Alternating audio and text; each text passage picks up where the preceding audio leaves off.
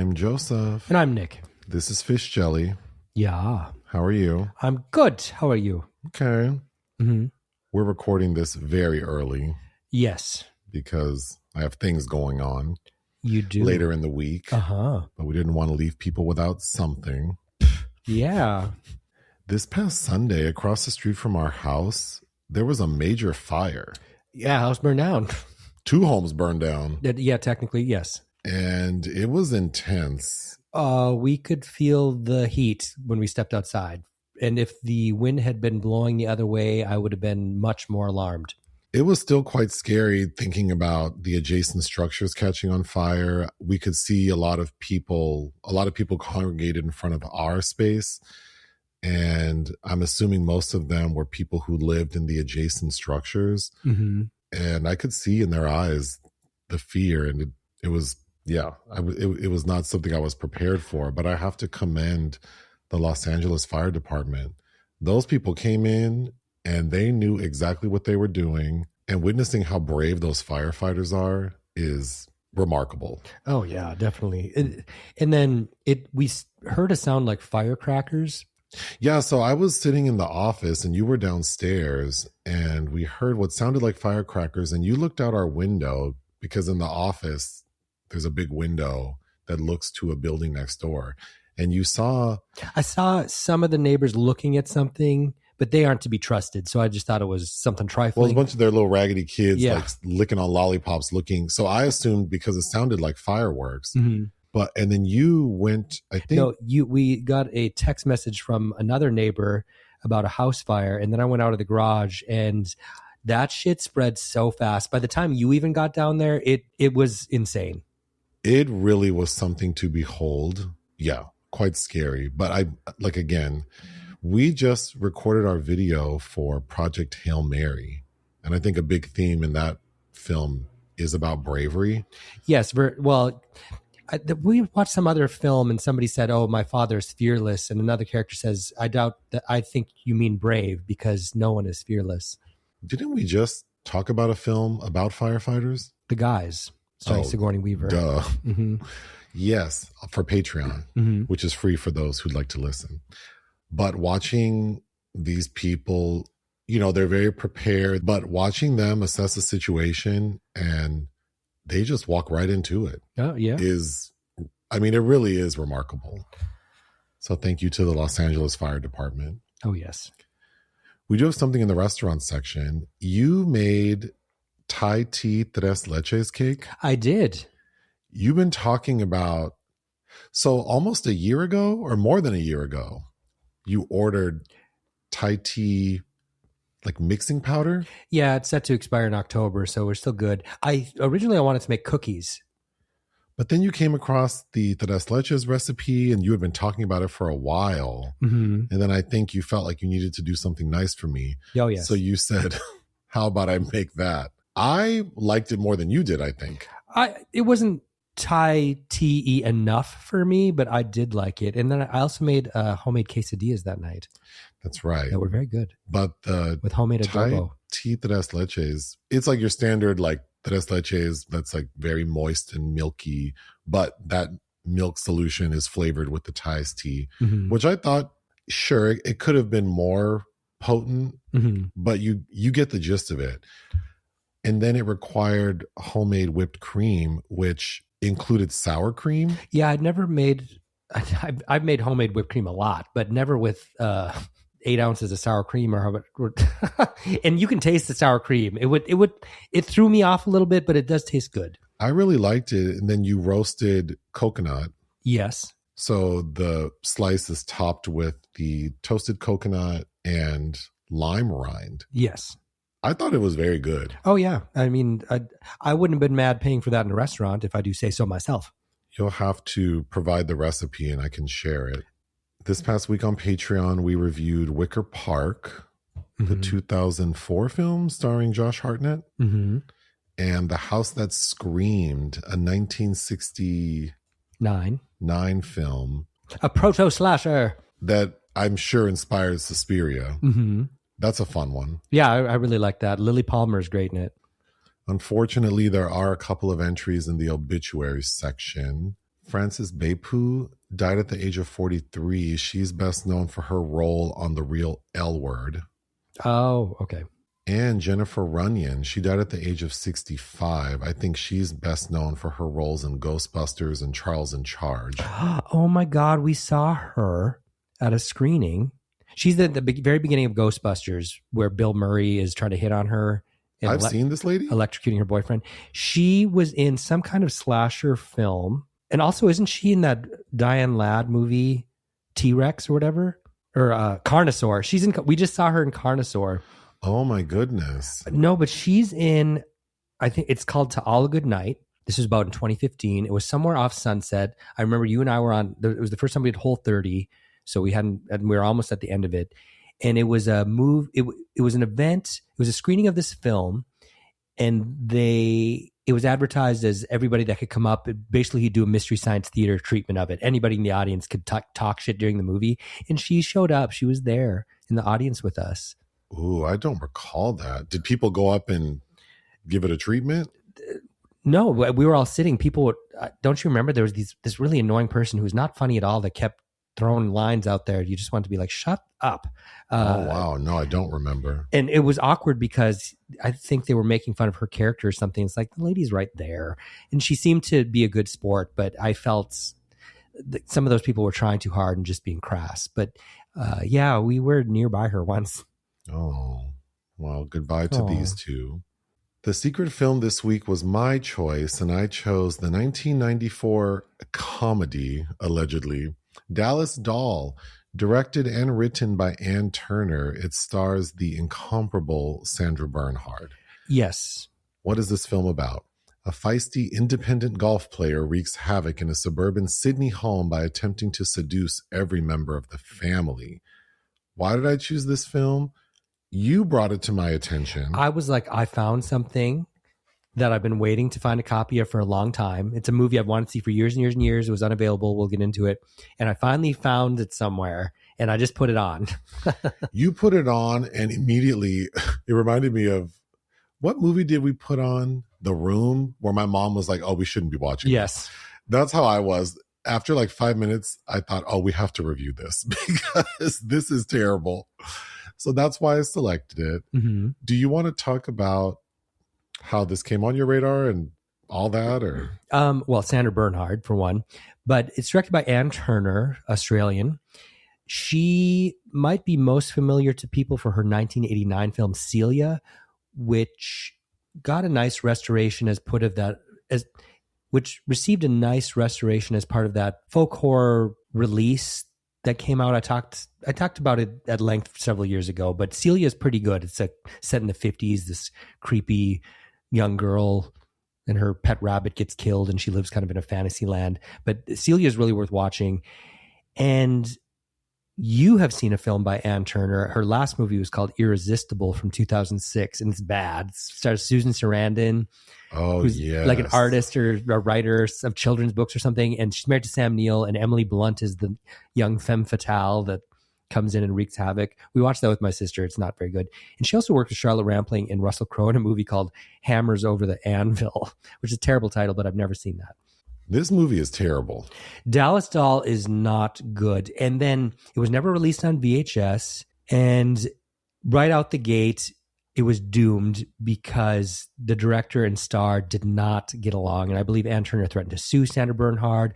Bernhard refused to speak about it for years. It was considered a lost film until some lesbian had like a 35 millimeter print or something and sent it to the Metrograph somewhere in New York in 2019. And that is kind of how it came back into circulation a little bit. So, because it is a queer film, but it is a mess. So Sandra Bernhard's performance is really awkward, and I'm assuming it's because she had creative differences with the filmmaker. I don't even know that you can say she's phoning it in. It's almost like she's deliberately trying to be bad. It's almost like she's sabotaging it. Yes. Almost every line delivery is really flat. She seems purposefully insincere. It's very odd. And she's kind of this seductress, supposedly. To be fair, the story is ridiculous. As I was trying to do a little research, I understand that the filmmaker's inspiration for writing the story was commentary on American influence on Australians. So she said that Australians idolize foreign experts and are often duped by them. Yes, so they became vulnerable to fraudsters.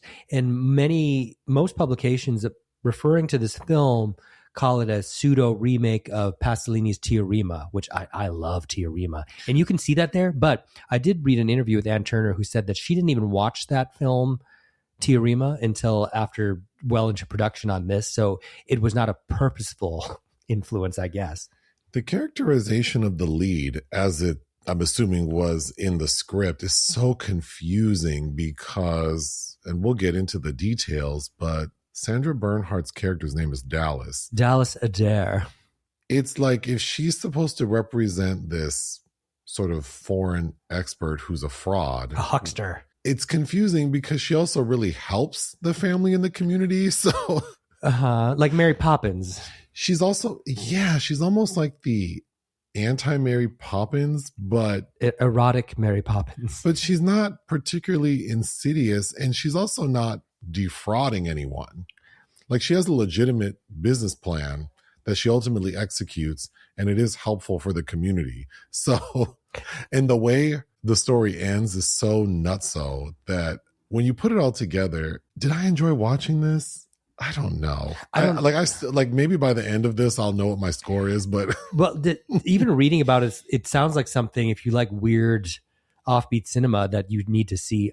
I'll also side note, this is the second Sandra Bernhard film you picked recently as a podcast movie. I do like Sandra Bernhard. I do too.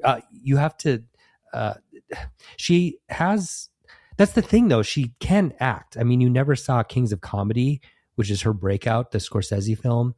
And she's recently, she didn't have much to do, but she's in Marty Supreme. This film was difficult to find. Yes. So if people can find it, I do recommend checking it out because it is so damn crazy. But the film opens with this handsome young man named Charlie, played by Jake Blundell. Mm-hmm. And he's with his girlfriend and she wants to have sex with him. And he's very preoccupied with herpes, AIDS, and getting her pregnant. It was the early 90s. We see they're in an airplane bathroom. When they exit the bathroom, they go back to their seats and the girlfriend sees that Sandra Bernhard is sitting in her seat. Mm-hmm. And immediately I'm confused because you don't get onto an airplane without having a seat. So I don't understand why Sandra wanted to sit there, but ultimately she won't move and she ends up sitting next to Charlie. Mm-hmm. And we can get back to maybe what I think that was supposed to mean. But so in this opening scene on the airplane, we get this really bad bout of turbulence. And so the plane is panicking and Sandra Bernhard's character Dallas initiates a group sing-along to Old MacDonald's, which calms everyone down and we see the plane land safely. Yes. Okay. So what is Dallas doing and where is she going? She's headed to Sydney. Mm-hmm. Charlie and his little girlfriend were in New York, and so that's why they're flying back from the US. But by coincidence, I think Dallas is in town because she wants to develop a golf course. And one of the people who would be on that committee to approve it is Charlie's dad, Stephen, played by Frank Gallacher. Mm-hmm. I wasn't familiar with him. I wasn't. Same. So because she recognizes Charlie and is kind of being flirtatious with him, she's invited to have dinner with the family. So the family includes the dad, Frank, the mom, Rosalind, played by Victoria Longley, who worked with Ann Turner previously. She was also a connective tissue to a Kylie Minogue short we watched the same night we can talk about at the end. And Charlie's sister, Rastus, played by Rose Byrne. In her film debut. Okay, so this family of four invite Sandra Bernhard to lunch. And her character is just talking shit and saying, like, I could hit a hole in one blindfolded because I believe. And they're like, well, that's bullshit, but okay. So, like, she's a cult guru. And the son, Charlie's like, well, then go do it. So they go out on the golf course, blindfold Sandra Bernhard. She hits that ball, and the ball hits the family dog. and the dog mauls her. And it was very funny to me because I've been bitten by a dog more than once. And every time they bite me, it's like a quick bite and they let go. Mm-hmm. This dog fully mauls this lady. Well, when the dog her leg. When the dog first sees Sandra Bernhard, the dog has a problem with her. Well, there's a theme in that, and getting back to the Tia Rima vibes. Mom, dad, and son are seduced by Sandra Bernhard, but the daughter, Rose Byrne, and the dog don't see it for her. They're like, nah. They're constantly side-eyeing her. Mm-hmm. So the dog mauls Sandra Bernhard's leg. So, of course, the family invites her to stay with them. To convalesce, yeah. And thus begins this really odd relationship where basically she seduces mom, dad, and son. So through that process, helps the mom discover her sexuality. Yes. She, from my vantage point, helps the husband sort of be more open with his wife. And she inspires the son to kind of go find himself. And there's this undertone of him maybe being gay, but maybe not, because he has sex with Sandra Bernhard. Several times, yes. He loses his virginity to her. We then get Sandra Bernhard trying to convince the city council to approve her golf course. She appears to have Asian investors. However, this golf course would require that a town war memorial be removed. Mm-hmm. But through her relationship with the father, who's part of this council, and her having a really odd interaction with the town mayor, which we'll get back to, this project is approved and it's built. And it seems to be really good for the community. They also moved the war memorial somewhere else, which makes the town more of a tourist attraction. So it seems like her plans actually helped. Okay. But it seems the elder generation in this suburb of Sydney doesn't quite agree, but yeah. It's important to know, I guess, that Rose Byrne is obsessed with UFOs. Uh-huh. At the end of the film, because Charlie, the son, after he catches Sandra Bernhard having sex with his dad, he runs away and goes to find himself. He returns and he is a new man. He's basically become kind of like a fraudster like Sandra Bernhard. Mm-hmm. He comes back all dolled up, like he's wearing a nice suit, driving a BMW. And he says that basically he convinces these women that he can play golf and they give him money. He comes back and Sandra Bernhard wants a relationship with him and says that the two of them put together, they could really be something. Mm-hmm. But that upsets the mom who's in love with Sandra Bernhard. And we'll get back to all that. But the mom catches Sandra Bernhard having sex with her son after they have fully moved in together. Uh-huh. So the final moments of the film are the mom chasing Sandra Bernhard through this field, shooting at her with a shotgun, when all of a sudden a UFO lands and these aliens abduct Sandra Bernhard, the end. Basically, yeah. I guess metaphorically, she's like the alien colonizer and her own take her back, kind of. I don't know. Oh my God. There is so much to talk about. First of all, okay, what doesn't work for me primarily, I don't even know, the story. It feels like we just get plopped into some nonsense. Yes. At first I was thinking that, you know what I was thinking this was going to be like a Rodney Dangerfield vehicle. Because it's Sandra Bernhard and she's a comic, yeah. Well, and because the opening on that airplane is so damn zany, I was thinking we were going to get something like a slapstick comedy where this brash American woman goes to Australia and sets these people straight. Mm-hmm. But then she's played like a seductress. And again, I really like Sandra Bernhard. Mm-hmm. I just don't see her as a seductress. Especially with Charlie, because Charlie is exceedingly good looking. Well, and he's supposed to be a teenager, and he appears way too old for that. But he has that early 90s coif. It was giving me Brian Krause and Sleepwalkers. Not that a handsome young man wouldn't find Sandra Bernhard attractive. I just don't think that she's giving off seductress. She's giving off the slutty girl in high school who's down to do anything.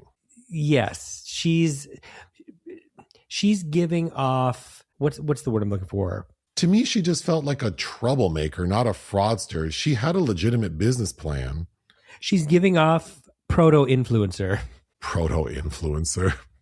We'll get to the examples of some of the raggedy things she does, but I didn't see her as someone I was scared of. Just more like, y'all should leave her alone because she's going to get you into trouble. No, she just seemed like a great big manipulator. And I think that the tone loses that effect that I think the director was intending, as in it's really, your whole culture can be devolved if you allow these people that care nothing for it to come in and dismantle it. Because the satire, if that's what they were trying to do, is supposed to be mixing what I think is sexuality, these mystical elements of like the UFO, I think maybe suburban dysfunction, and then social commentary on how, as the filmmaker said, Australians are susceptible to being defrauded by foreign experts. So there's so much to work with. But like you just said, the tone is so all over the place that none of it works. The only thing that maybe, if I had to extract something and build off that, the mother. She's the only one that's giving a performance that seems genuine. It seems like her character is not satisfied with her life. We understand that her dream was to operate a farm. The other reason why I think Sandra Bernhard's character doesn't seem like a fraud is because she's extremely transparent. Mm-hmm. All the things she does, she says she's doing them. I mean, it seems like if Sandra Bernhard, if Dallas is going to be the perspective who we're following, then she should almost feel like Kim Basinger and My Stepmother's an alien. But since Victoria Longley is the only one that feels like the only one having a human experience, it seems like it should be from her point of view. Right. But I'm getting ahead of myself. Let me just start going through my notes. We already get a sense that Sandra has the hots for Charlie, but we start to realize that Charlie is drawn to Sandra because that first night she stays with the family, we see her getting ready to go take a shower. And of course, she feels the need to get undressed in front of a window. And Charlie is out there looking at her. And he sees her naked body, which is beautiful. Mm-hmm. And he takes that as an opportunity to rummage through her belongings. She catches him and immediately starts making out with him. Yeah. Then we see Sandra Bernhard's character take the mom shopping. And then we get this shoplifting scene that was kind of thrilling. But again, it felt more like Dallas, Sandra Bernhard's character, is there to help these people learn how to live. Even though shoplifting's wrong, because the mom comes across as very drab and sort of lifeless. It's like she's leading them down a path that Camille Paglia might have led them down. It's a much better shoplifting scene than the one in that Michelle Pfeiffer movie from last year, Oh, What Fun. Do you remember? Did you see that part where she steals that candle because she doesn't want to wait in line? No, I had walked in right after that scene. Terrible. But I remember you telling me about it. I think the only moment that I actually laughed out loud was the dog is hit in the head with the golf ball. and immediately knows who and why. So it attacks Sandra Bernhard. It starts acting weird. And at a point, the family is outside sitting around a bonfire. And the dog just walks into the fire. And I don't know how they shot that, but it looked pretty good. And then they find out the dog has a blood clot or an aneurysm or something. And we see this dog getting holes drilled in its head. Right. So they take the dog to the vet after the fire. So I started screaming, laughing with the fire. But then they take the dog to the vet. And we see the dog after it's been diagnosed with a blood clot. They shave the dog's head. And then we see the vet drilling into it. It's all very extreme and ridiculous. It was kind of creepy. But the commentary there is like, so the dog and Rose Byrne, the teenage girl, are the only elements that are unperverted, that seem to see through the ruse of this foreigner. Speaking of the dog and that, there's a scene where the dog attacks a random doll sitting in front of the house. And I didn't quite understand what that was supposed to be. Was that Dallas's doll? Dallas is synonymous with the doll, right? Oh, so again, it's showing that the dog knows that there's something not. The tagline for this movie is, she wants a family. She wants yours. Some families shouldn't play with dolls. Oh, God. Some families shouldn't play with run-through dolls. We get a scene where this is when the sexual nature of Dallas and the mom's relationship starts, because Sandra convinces old girl to play like strip Mini golf. So they're getting naked. Sandra's topless and in her panties, and the mom is in her bra and panties. And then guess who walks in? Rose Byrne. And of course, she is very confused by what's going on. But after that, we see that the mom and Sandra Bernhard are thick as thieves. We get I will say, again, the slapsticky nature of it, we get a scene where Sandra Bernhard is driving the dad to work. And the mom is in the car. And the way Sandra's driving, she pulls into the parking lot and damn near hits two pedestrians.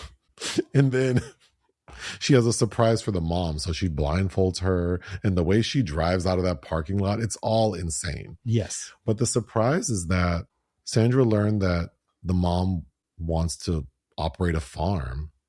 So she brokers a deal. She brokers a deal by talking to the husband about it. So again, I'm so confused. Like, she's not doing things secretively. She's being very transparent. She tells the husband, your wife says this is her dream. I think you should do it. I found a place. And the husband thinks it's a great idea. He says we can rearrange some stuff and make it work. So they buy this farm. Then we immediately cut to Sandra seducing the son. And then they have their first sex scene.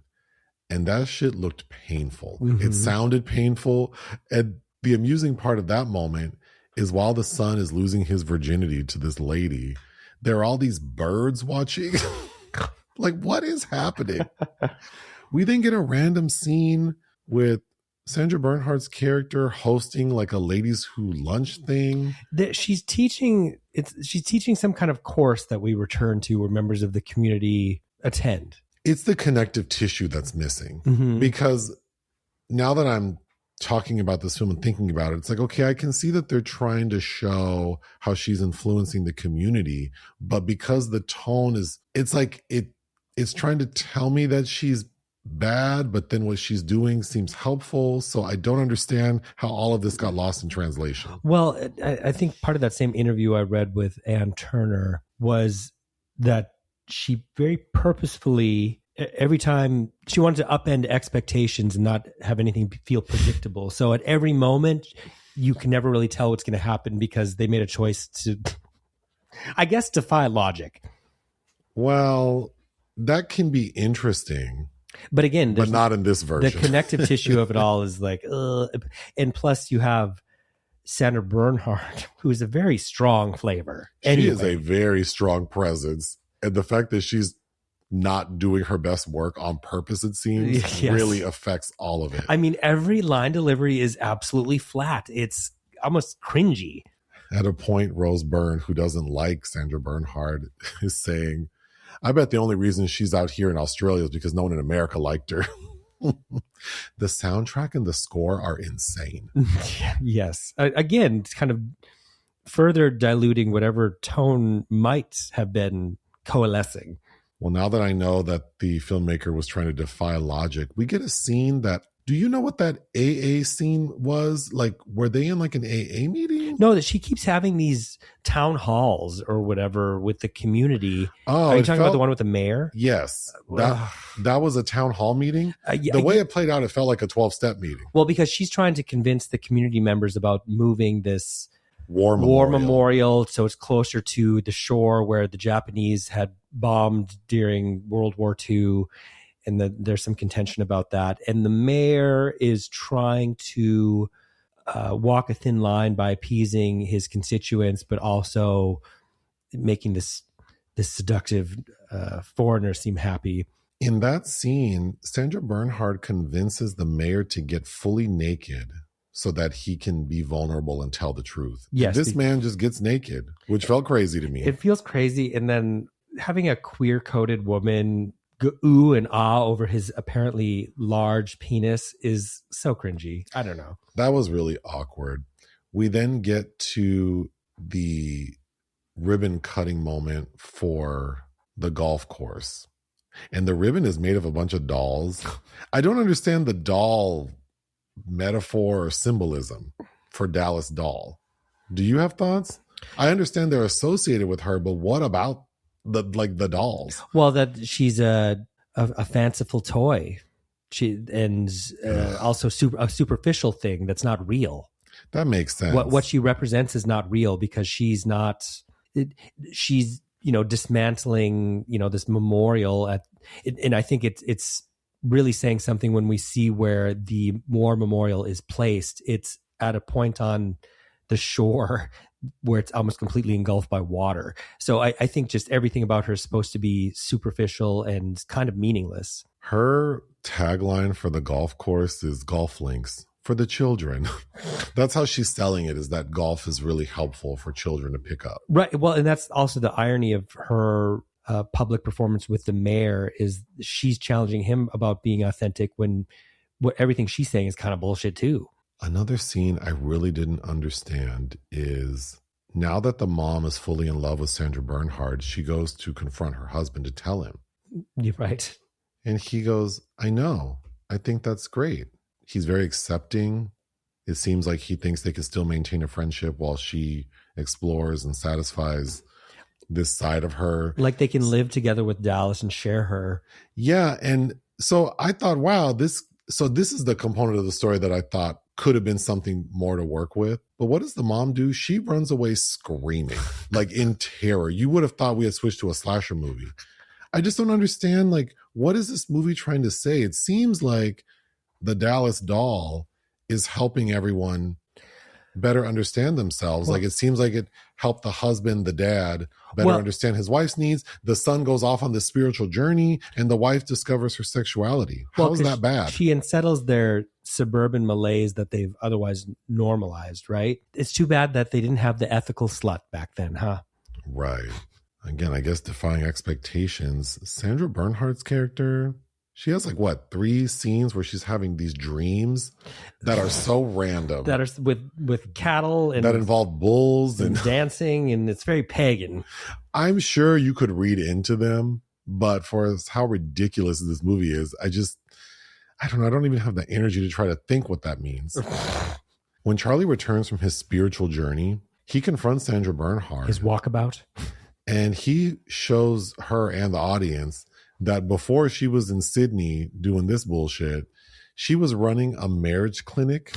And he has this article about how marriage clinic guru fails. Mm-hmm. That's really the only tangible thing we have, that she is a fraud. She's a faker. But then really, there are no claims made that she stole money. To run a marriage clinic doesn't require that you have any qualifications per se, right? Like no one's explaining to us why she's bad beyond her just kind of shaking things up. Except, in that maybe ultimately she's just an empty vessel. And I think that's based on Ann Turner's statements about the inspo for the project. That's what she was trying to say, is just we allow people to come in as experts or critics or subject matter experts. There you go. That's the term I was looking for. And just believe them without seeing their credentials.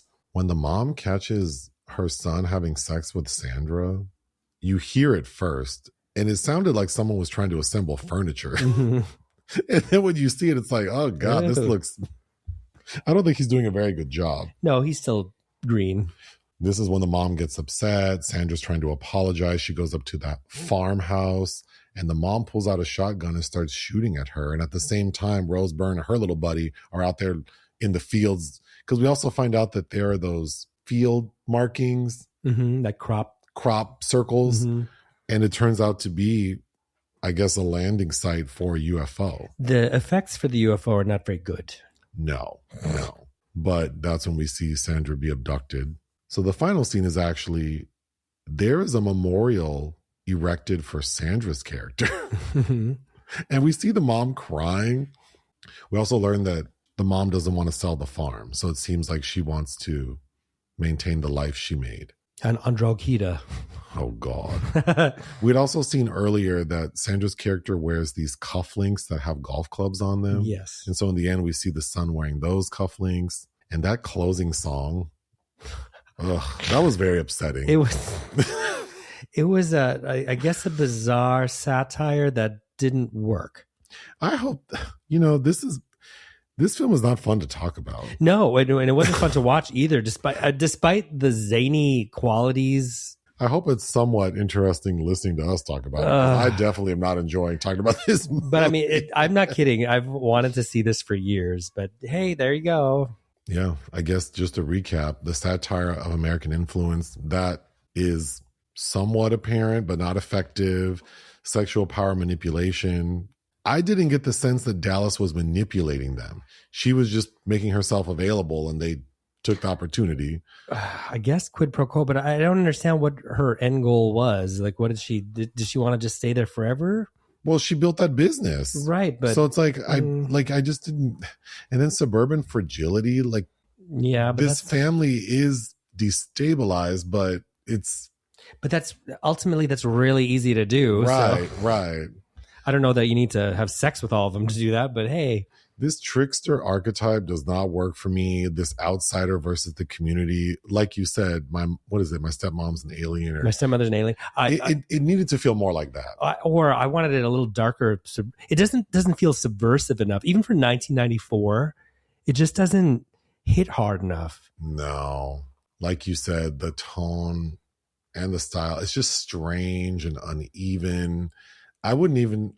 I was more amused. Quirky would be kind. I was more amused at the queer women describing Sandra Bernhard as being toppy or soft butch. Like those are more fun. Well, actually, her being soft butch is what I find. Like, I know this is a early to mid 90s effort, so talking about sexuality even at this level would have been considered bold. But there's so much to play with, because if this were remade, I think a character and an actor like her would make sense, because she doesn't read as androgynous, but I think her sort of masculine elements, if you want to call them that, like being aggressive and assertive, combined with her femininity and her body, which she very easily exposes, I could see how that would appeal to all types of people. But the way it plays in this movie, just What would you give Dallas Doll? 1.5. Ugh. Yeah. I would echo that. 1.5 out of 5. It was a chore to sit through. Yes. Oh my God, yes. Since we're recording this early, I don't even know if we know what's happening next week. Yeah, we already saw Project Hail Mary. We're going to see Ready or Not 2. That's right, Ready or Not 2. There's a bunch of stuff coming out too. You haven't responded to me about another Rose Byrne movie that comes out next week called Toe. Oh. And there's something with Dane DeHaan that looked interesting. A new Christian Petzold. I don't know that we'll get to, but yeah. Is there anything else you'd like to say? No. Ta-ta.